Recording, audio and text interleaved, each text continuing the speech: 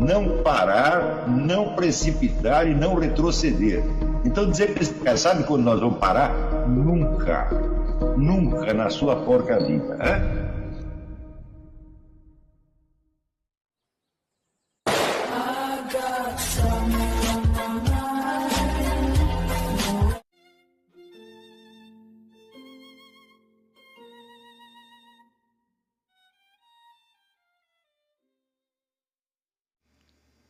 E aí pessoal, tranquilo? Então vem aqui antes do vídeo começar, pedir para vocês se inscreverem, quem não for inscrito, compartilhar, curtir, comentar. Quem puder seja membro do canal, que isso ajuda bastante. Tem também o link do Apoia-se. Quem puder ajudar nosso canal e apoiar financeiramente vai ser muito bem-vindo. Mas o mais importante é transmitir o conteúdo e os conhecimentos do professor Olavo de Carvalho para mais e mais brasileiros. Então compartilhe e ajude aí nossa causa.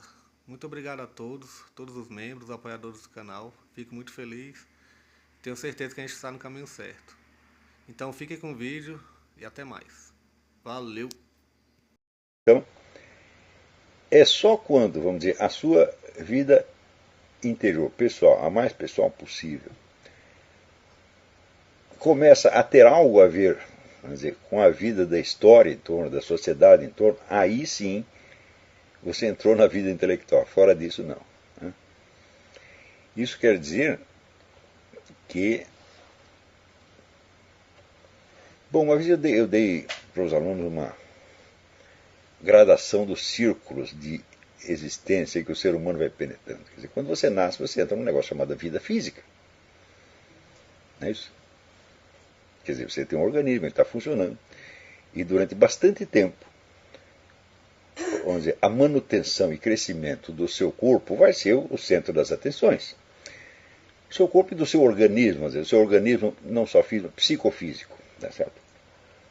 Ou seja, nada do que você faça tem importância pelos efeitos que desencadeia nos outros, mas só pelo efeito que desencadeia em você mesmo. Não é isso? Então, depois chega um momento em que você entra num negócio chamado vida civil, em que você já não é mais apenas um organismo psicofísico, mas em que você tem um papel determinado na sociedade. Por exemplo, quando você entra para a escola, você não é mais só o fulaninho, a fulaninha, não, você é o aluno desta escola e existem obrigações regulamentares, algumas formais, outras informais, que você vai ter que cumprir. Às vezes as informais são mais importantes. Por exemplo, você está num novo meio social, que ao contrário do seu pai e da sua mãe, não tem nenhum preconceito a seu favor, onde você é apenas mais um, tá certo? Onde ninguém está ansioso para recebê-lo de braços abertos, e você vai ter que ali criar uma rede de relações onde você seja aprovado, aceito, etc., onde pelo menos você possa respirar. Então, estas obrigações são mais difíceis de cumprir do que as regulamentares. As regulamentares é aquela que a escola mesmo impõe, você tem que estar aqui às tantas horas, você tem que assistir a aula tantas horas por dia, fazer as provas, etc., etc., e se comportar desta ou daquela maneira. As obrigações explícitas vêm da escola, das autoridades da escola, mas as obrigações implícitas são impostas pela comunidade dos alunos. São leis não escritas que você vai ter que descobrir. Algumas pessoas falham aí. Elas não têm, o órgão sensitivo suficiente para perceber o que os outros esperam dela, o que os outros estão sentindo, quais são as reações que as suas ações provocam. Ou seja, você não consegue pegar o código de sinais não verbais da sociedade, tá certo? Ou por uma deficiência cerebral que você tem, ou por algum outro motivo qualquer. Ou seja, quando você sai da vida natural para a vida civil, você já tropeça. Por exemplo, você conhece algum meio onde não haja pessoas desajustadas ou mal ajustadas? Aquelas pessoas que ninguém gosta, ou que não conseguem conviver com ninguém, não é isso? Ou que são violentas, ou que são mortalmente tímidas, não conseguem abrir a boca, quer dizer, Sei lá, o professor manda ele na frente receitar a batatinha quando nasce, o sujeito tem uma crise de tremor, desmaia, tem que chamar o médico, tem queda de pressão. Não acontece isso. Né? Então, o que é isso? O indivíduo não conseguiu absorver direito os códigos não escritos. Não é isso? Outros, ao contrário, mostram desde o início uma desenvoltura excepcional em certos meios, mas se você tirar desse meio e botar num outro, ele vai se dar mal. Então, aí também você descobre que esses códigos não escritos são diferentes. Há um código na família, há um código na rua, há um código na escola, há um código no clube, há um código na igreja. Cada lugar que você vai, você tem um novo problema de adaptação e ajustamento àquele meio. Então, isso é simplesmente a vida civil.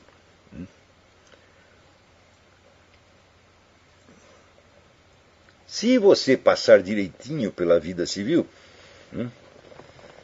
você começa a entender algo da sociedade como um todo. E você já não se interessa só por aquilo que o afeta diretamente e pessoalmente, mas você se interessa pelas forças que agem na sociedade como um todo, tá certo? E que indiretamente e a mais longo prazo acabam determinando o destino de todos. E aí já surge um problema, porque é difícil você saber quais as forças e quais as ações que vão desencadear efeitos de longo prazo e quais aquelas que vão ser abortadas, aquelas que não vão dar nada. A gente dificilmente consegue prever isso com clareza. Ou seja, quais são os temas verdadeiramente importantes da vida comum, não de uma família, não de uma escola, não de um bairro, mas de uma nação. E às vezes da humanidade inteira. A hora que você começa a se interessar por isso, você entrou num terceiro círculo que se chama vida política. Então isso quer dizer que a tal da cidadania, entre aspas, ela tem duas etapas. Primeiro é a vida civil propriamente dita, e segundo, a vida política. A ideia de preparar o cidadão para a vida política, por exemplo, criar o eleitor consciente, etc, etc. Muita gente já gastou muito papel com isso. Mas,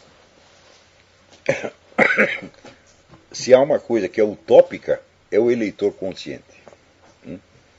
Porque você vê, poucas pessoas estudam a vida política mais do que eu, e eu não posso jurar que eu sou um eleitor consciente. Então, você tenta votar da maneira menos pior que lhe pareça no momento, mas o controle que você exerce sobre a situação é mínimo. Além do que, o seu voto é apenas mais um. Mas além do voto, você tem outros meios de ação. Você pode falar para as pessoas, você pode escrever, você pode fazer um programa de rádio, etc, etc. Existem muitos meios de ação. Você pode participar de um sindicato, de uma igreja, de um clube. Tem muitos meios de atuação que já transcendem o seu círculo pessoal e pretendem desencadear efeitos de maior envergadura na sociedade inteira. Tá certo? Então a gente pode fazer a seguinte pergunta. Cada um pensa por si. Eu já saí da esfera da pura vida civil e estou já na vida política ou ainda não? Quando você penetrou realmente na vida política, você é o cidadão consciente, entre aspas, então é este momento em que os problemas da coletividade humana, na qual você vive, coletividade maior, começam a lhe doer mais do que os seus problemas pessoais. E você já não tem tempo de pensar nos seus problemas pessoais. Vou dizer, por exemplo, o seguinte. Vamos supor que você seja o presidente de uma empresa. Qualquer ser uma empresa grande. Mas você tem que ver as oscilações do mercado, o preço da matéria-prima, a legislação fiscal e trabalhista que existe, e um monte de pressões que a sociedade faz sobre cada empresa. Isso é a sua vida. Está entendendo? Então, por exemplo, se a sua mulher é uma chata, de quanto tempo por dia você vai poder pensar na chatice dela? Só umas horinhas, uns minutinhos depois do jantar. Porque durante o dia você vai estar preocupado com coisas infinitamente mais graves. Não é isso? Então isso significa que vamos dizer, a posição da sua empresa no conjunto da sociedade requer de você um certo conhecimento desse conjunto e uma série de decisões que já não são de ordem puramente civil. Você não está atendendo apenas o seu interesse. Né? Você é o representante de todos os seus empregados. Se a sua firma for para o brejo, eles todos vão para o brejo junto. Quer dizer, você vai ter que defendê-los de alguma maneira. Né? E defendê-los perante o quê? Perante todas as forças que se agitam no oceano da sociedade em torno e que podem não ser muito favoráveis a você. Às vezes, sei lá, tem uma mudança de uma legislação, sei lá, num país da Europa ou da África, pode afetar o seu negócio, meu Deus do céu. É? Sem contar que você cria os planos para a sua empresa, mas muito acima de você existem forças globais que procuram influenciar o rumo da economia mundial. Não é isso? Então,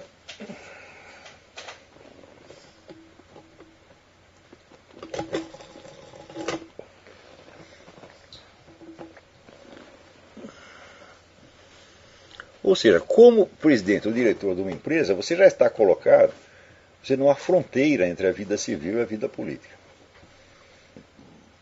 Claro que se for um negócio muito pequeno, você pode ter a ilusão de que você pode dirigir aquilo tendo em conta apenas a rede dos interesses imediatos, seus e dos seus empregados, clientes, fornecedores. Mas logo, logo você vê que a coisa não funciona assim. Por exemplo, estava indo tudo bem, de repente veio uma legislação fiscal que acaba com você. Daí você pensa, não, nós temos que fazer uma pressão no Congresso para mudar essa lei. Não é assim? Então você se agrupa com outros empresários para defender os interesses que já não são seus, mas são os de uma classe ou de um grupo. Então,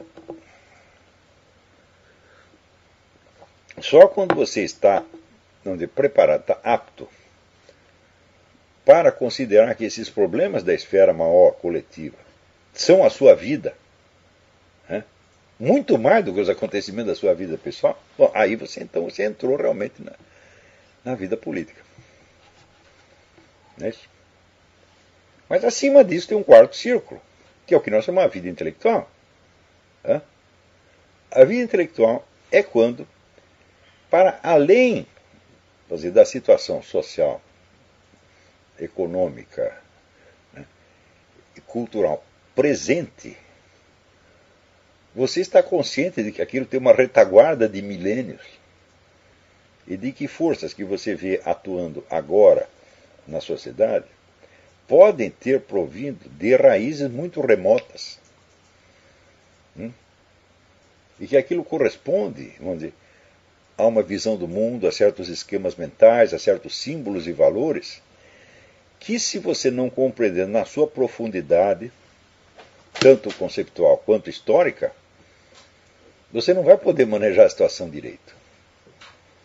Então é quando você começa a sondar as raízes cognitivas do que se passa na sociedade presente. Ver que quando chega aí, você, como exemplo da vida política, eu mencionei, não um político profissional, mas um simples diretor de empresa. Mas quando você entra nessa esfera intelectual, você vê que a maior parte dos diretores de empresa não penetra nesse ponto. Eles não sabem. E a maioria acredita que não é preciso saber. Tá certo? Então, pior, a maioria tem uma visão da vida cultural modelada pela noção de cultura que está vigente no Brasil, artes e espetáculos, indústria cultural. Então, é evidente, as artes e espetáculos, a indústria cultural, o show business e a universidade são meios de adquirir prestígio. Então, um empresário, um presidente de empresa, ele pode tentar adquirir alguma leitura disto, daquilo, algum conhecimento das artes e espetáculos, vamos dizer, apenas para defender a sua boa reputação. ou para reforçar a sua autoimagem. Então aí você tem uma faixa imensa que é da pseudo-vida intelectual, que é praticamente só o que existe no Brasil hoje. Então, o que existe de vida intelectual no Brasil ou se resume à vida política, ou seja, são os indivíduos que estudam, etc., para defender as posições e os interesses do seu partido, do seu grupo ativista, ou é a cultura como adorno. Eu digo, bom, mas nada disso está centrado, vamos dizer, na realidade da sociedade como um todo, mas apenas nos interesses imediatos de certos grupos, pessoas e partidos. Isso quer dizer que a atividade intelectual exercida nesse nível inferior não é suficiente para esclarecer à sociedade o que está se passando com ela. Mas, ao contrário, na maior parte dos casos, como tem a finalidade puramente subjetiva e imanente, serve para confundir. Não é isso? Então, isso aí é como, vamos dizer, um sujeito a quem você vai pedir um conselho e que ele lhe dá um conselho que é conveniente não para você, mas para ele. Isso no Brasil é regra geral, né? Sabe disso? Quer dizer, o indivíduo não está interessado objetivamente no seu problema. Ele está usando o seu problema para atender uma necessidade dele. Né? Então, esse tipo de intelectual ou partidário, tá certo? Ou diletante, o que ele está fazendo é isto.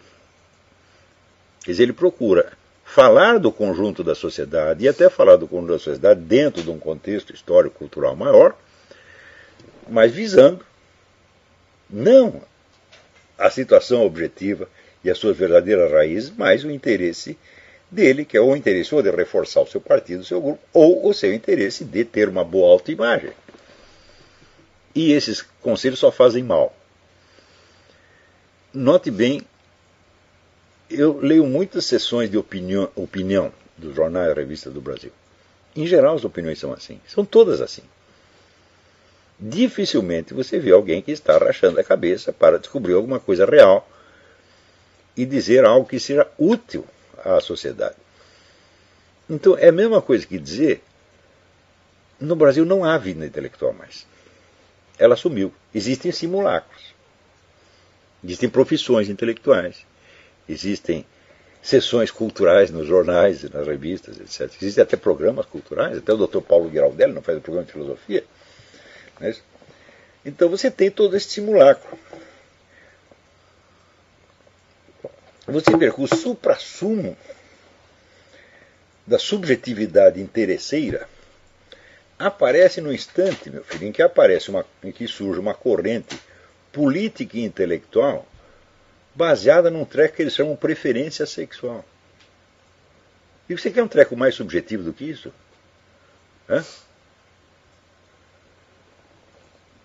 Pergunte para você mesmo, né? O que me causa uma ereção? Existe algum negócio mais individualista e subjetivo do que isto? Certamente a sua ereção interessa a você e a outra pessoa, talvez sobre a qual você vai exercer alguma atividade sexual. E o resto da humanidade? Ninguém ganha nada com isso, é? Portanto, isso é o suprassumo do interesse subjetivista. E hoje você tem corrente política e intelectual inteiramente baseada nisto. Outro dia me trouxeram aí um currículo de um sujeito que é teólogo gaysista. Eu digo, muito bem, pode haver um teólogo gaysista, mas quando você vai ver a carreira do cara inteira, o sujeito só se interessa por assuntos gaysistas. Eu digo, bom, imagine o que seria da minha pessoa, o que eu seria, a meus próprios olhos, se tudo que eu escrevesse, tudo que eu pensasse, tudo que eu estudo, estivesse vinculado ao meu desejo sexual. Eu seria evidentemente um tarado, um louco. O que significa que todo gaysista é louco nesse sentido, é um anormal. O sujeito pode ser homossexual e normal? Pode. Desde que ele seja homossexual na sua conduta sexual. E seja uma pessoa como os outros em tudo mais. Ele não vai criar uma biologia homossexual, uma sociologia homossexual, uma filosofia homossexual, uma economia homossexual. A hora que ele começa a fazer assim, enlouqueceu. E, no entanto, isso é aceito como normal.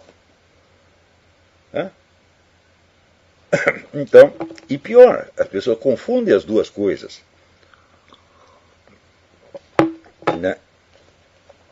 O que é a conduta homossexual